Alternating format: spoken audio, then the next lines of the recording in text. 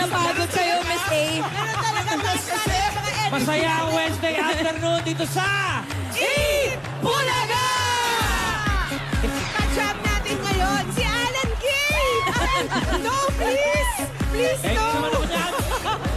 Eto, ang 17-year-old violin hero from Tayabas, Quezon City, si Gino Labitigan! Whoa! Teka, pwede bang maistorbo si Gino ng sandali? Gino, come join us for a bit. Let's join us. You know, I seriously didn't think Sabi nga ng it was Let's Gino join us. playing ganun last part. Akala mo ko playback? canned music o... Ganon siya kagaling. Needless to say, Gino, ready ka na ba para sa ating Violin Hero Grand Finals? Ready na po.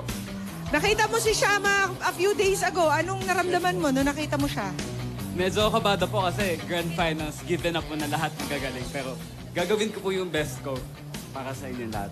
Alam mo pare, unique yung mga kalaban mo sa Sabado. Kasi isang babae at isang bata.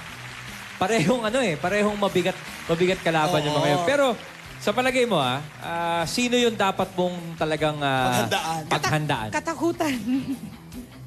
Hirap po ng tanong na yun eh. Kasi magaling po talaga sila pareha. Dapat sila nalang maghanda sa'yo? Eh, hindi naman po. Siguro po si Shama.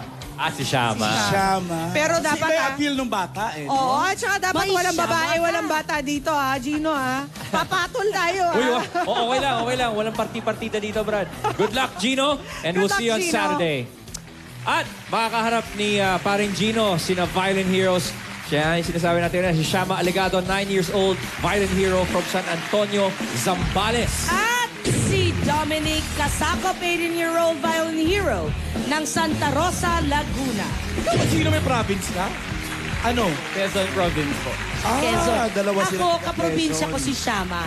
Magkasunod yung town Zambales. namin. San Marcelino ako, tapos San Antonio siya. Ayun. Ayo, good luck sa inyo ha. Abangan natin yan mga Dapper Cats sa Sabado sa Violin Hero Grand Finals ng Music Hero.